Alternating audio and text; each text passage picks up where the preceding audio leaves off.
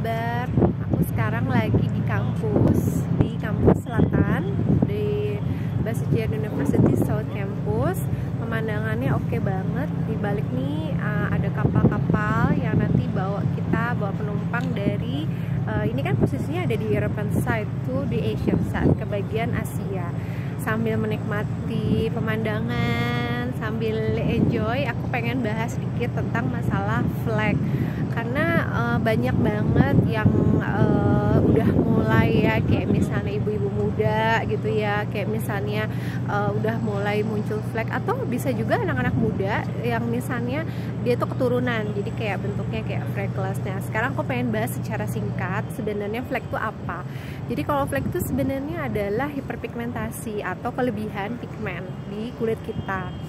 Penyebabnya itu ada beberapa macam, ada beberapa faktor yang bisa menyebabkan flek itu sendiri ya. Kalau misalnya fleknya itu sudah ada dari kecil, kita bilangnya tuh epilepts gitu ya.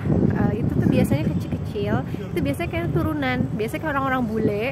Mereka tuh dari masih kecil aja udah pada ada flek kan. Nah, kalau misalnya di Indonesia kebanyakan fleknya itu kan munculnya di usia 30 kayak gitu ya. Kayak misalnya di usia segitu tuh kok udah muncul flek ya, kayak gitu.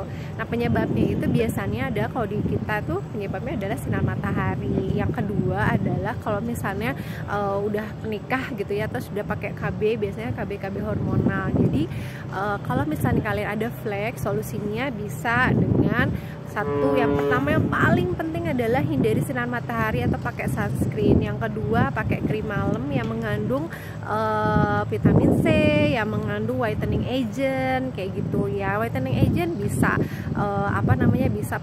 bisa vitamin C, kemudian bisa kojic, kemudian bisa hyaluronic acid. Hyaluronic acid itu biasanya untuk melembabkan alpha hydroxy acid. Kemudian bisa juga pakai mandelic, atau misalnya beberapa juga pakai yang krim racikan kayak gitu.